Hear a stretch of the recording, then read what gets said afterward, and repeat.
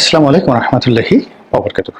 সম্মানিত দর্শক, স্মরণকালের সবচেয়ে একটি ভয়াবহ অবস্থার মধ্যে পড়েছে বিএনপি এবং সে তার রাজনৈতিক গতি হারিয়েছে, রাজনীতির যে পথ এটিও হারিয়ে ফেলেছে এবং রাজনীতি করার জন্য যে শক্তিমত্তা দরকার, যে সাহস দরকার, যে আত্মবিশ্বাস দরকার এবং যে চেইন অফ কমান্ড দরকার দলের মধ্যে, সেটি এখন সবচেয়ে নাজুক একটি অবস্থার মধ্যে রয়ে গেছে। ফলে আশা এবং নিরাশার দোলাচল, ভয় এবং আতঙ্কের মাঝামাঝি একটি জায়গা, পাওয়া এবং না পাওয়ার যে একটা অনিশ্চয়তা রয়েছে, সেই অনিশ্চয়তার মধ্যে এই দলটি গত 11 মাস ধরে যে কর্মকাণ্ড করে চলেছে, কথাবার্তা বলছে, রাজনৈতিক প্ল্যান দিচ্ছে, পরিকল্পনা দিচ্ছে, হুমকি দিচ্ছে, ধামকি দিচ্ছে, আপনি যদি গ্রাফ করেন বা আপনি যদি একটি বিন্দুর সঙ্গে অন্য বিন্দুর সংযোগ দেখেন, তাহলে দেখতে পাবেন যে এই গত 11 মাসে তাদের 11 বার গতি পরিবর্তন হয়েছে, তাদের কথা পরিবর্তন হয়েছে, কথার স্বর পরিবর্তন হয়েছে, তাদের মাথা কখনো উন্নত হয়েছে, মাথা কখনো অবনত হয়েছে, কখনো সন্দেহ বেড়েছে, কখনো বিশ্বাস বেড়েছে, কখনো কাউকে বন্ধু বানিয়েছে, কখনো কাউকে শত্রু বানিয়ে ফেলেছে। অনেক দিনের প্রিয় মানুষগুলোকে তারা হারিয়েছে, আবার নতুন নতুন প্রিয় মানুষকে তারা জোগাড় করে ফেলেছে এবং এই অবস্থার মধ্যে সবচেয়ে বিপজ্জনক যে পরিবেশ তৈরি হয়েছে বর্তমানে বিএনপির জন্য, সেটা হলো তারা শত্রু চিনতে পারছে না এবং তারা বন্ধু চিনতে পারছে না এবং তাদের মনে একটা অজানা আতঙ্ক দেখা দিয়েছে। বিশেষ করে বাংলাদেশের প্রাচীনতম ধর্মভিত্তিক রাজনৈতিক দল জামায়াত ইসলামী, জামায়াত ইসলামীকে তারা গত কয়েক মাস ধরে ভীষণ রকম ভয় পাচ্ছে। আর তার আগে অর্থাৎ 2024 সনের পুরোটি সময়, আগস্ট থেকে একেবারে ডিসেম্বর পর্যন্ত তারা জামাত নিয়ে যে চিন্তা ভাবনা করেছিল, সেখানে দেখি না বেটায় কি করে, তাকে ধরাতে কোনো বিষয়ই নয়। অর্থাৎ ওই যে সেই ভানুর গল্পের মতো, যে গভীর রজনীতে একটি চোর ঘরের মধ্যে ঢুকেছে, তো গৃহকর্তা সে দেখছে যে চুরি করছে, তো সে চিন্তা করলো যে সিসকে চোর, পিসকে চোর, একে তো যে কোনো সময় ধরে ফেলা যাবে, এটা কোনো বিষয়ই নয়। তো চোর চুরি করছে আর গৃহকর্তা মজা লুটছে যে সে অন্ধকার রাত্রিতে এটা হাতড়াচ্ছে, ওটা হাতড়াচ্ছে, ওখানে খুঁজছে, আবার ডানে বামে তাকাচ্ছে। আপনি জাস্ট এটাকে সেটা বিনোদন হিসেবে গ্রহণ করলো এবং সর্বশেষ যেটা করলো, সে তার চুরির সমস্ত মাল এবং সামান এক একটা পুটলির মধ্যে বেঁধে সে যখন চলে যাবে, তখনও গৃহকর্তা চিন্তা করলো দেখি না কি করে। তো এইরকম একটা মানে অবস্থা বিএনপির মধ্যে, অর্থাৎ সে তার প্রতিদ্বন্দ্বীদেরকে সময় দিয়েছে 2024 সনের পুরোটা সময় সে একবারও প্রস্তুতি নেয়নি। তার একটা আত্মবিশ্বাস ছিল অনেকটা সেই খরগোশ এবং কচ্ছপের গল্পের মতো, যে ও আমার সঙ্গে কখনোই পারবে না। কিন্তু 2025 সনে এসে তার প্রতিদ্বন্দ্বীরা, বিশেষ করে জামায়াত ইসলামী এবং এনসিপি, তারা এতটা শক্তি অর্জন করেছে, এতটা সাহস অর্জন করেছে, এতটা কৌশল অবলম্বন করার দক্ষতা অর্জন করেছে, তাদের কণ্ঠে এমন সব কথা, ভাষা চলে আসছে যেটা সামাল দেওয়ার মতো শক্তি আসলে এই মুহূর্তে বিএনপির নেই।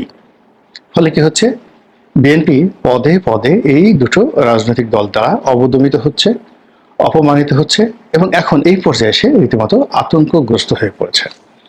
এবং আমরা যেটা দেখছি এখন, জনাব তারেক রহমান সাহেবের সঙ্গে জামাতের আমির, যাকে বলা হয় তার যে ব্যক্তিগত কন্ট্যাক্ট, নেতৃত্বের যে জায়গা, বা তারা পাশাপাশি বসলে কে কার উপর প্রভাব বিস্তার করেন, এটা হয়তো দেখলে বোঝা যেত।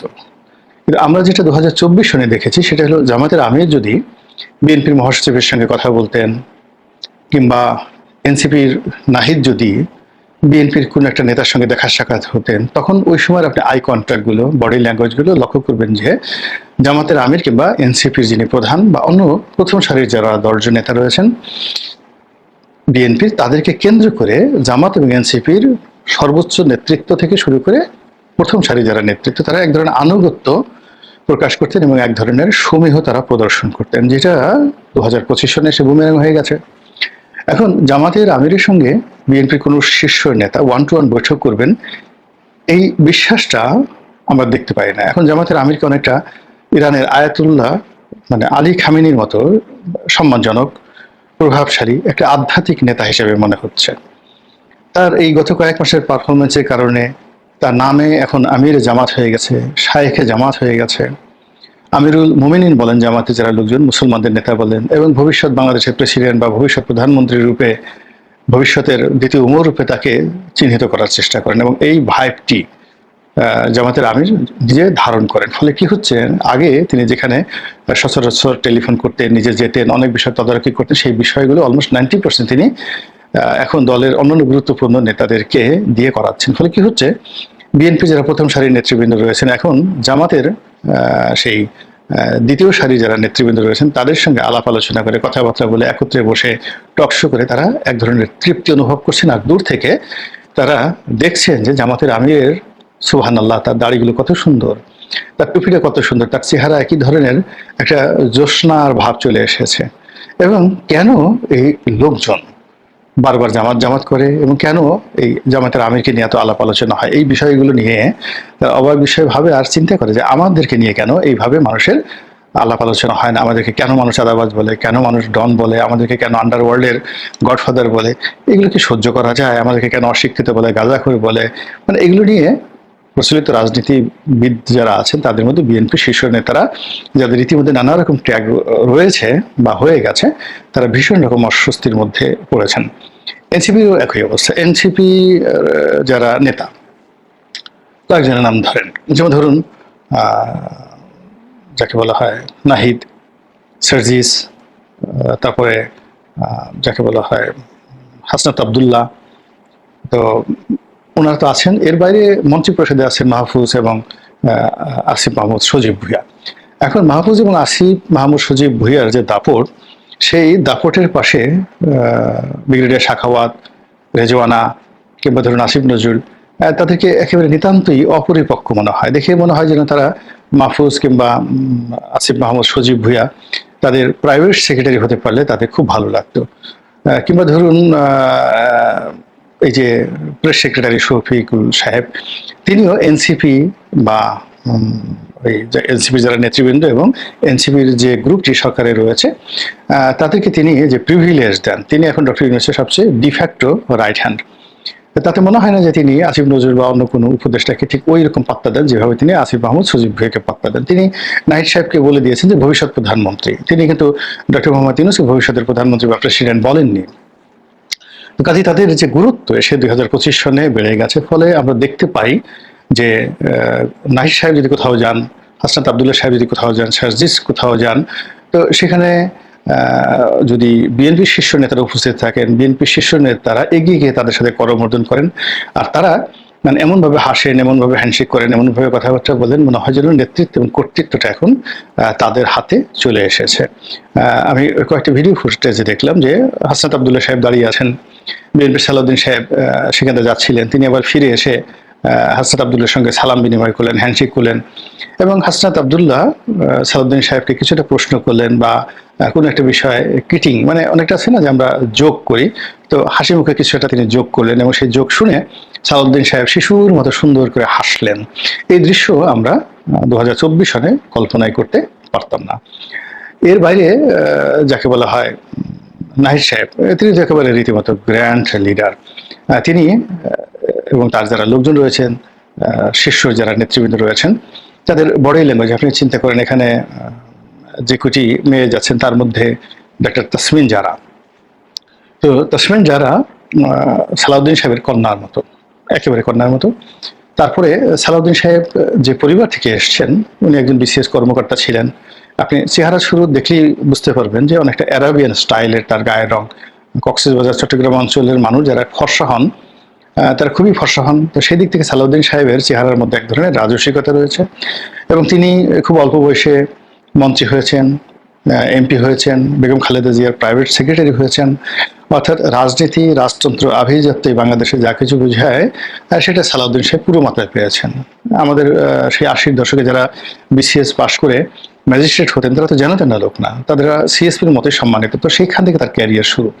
তো সেই সালাউদ্দিন সাহেবের পাশে যখন তাসমিন জারা, এখন আপনি দেখবেন যে তাসমিন জারা ভালো ছাত্রী, অক্সফোর্ড থেকে সে ডাক্তারির উপর ডিগ্রি নিয়েছে, ঢাকা মেডিকেল থেকে হয়তো সে ডাক্তারি পাশ করেছে। তো এরকম তো বাংলাদেশে বিদেশে হাজার হাজার ডাক্তার ঘুরে বেড়াচ্ছে। কিন্তু আপনি যদি তাসমিন জারার চেহারার দিকে তাকান তাহলে দেখবেন যে তার সব কিছু আমাদের বাংলাদেশের আভ্যন্তরীণ বাংলার একটা নিম্ন মধ্যবিত্ত পরিবারের চেহারা, সুরত, মন, মানসিকতা, ড্রেস কোড, কথাবার্তা থেকে শুরু করে সবকিছু।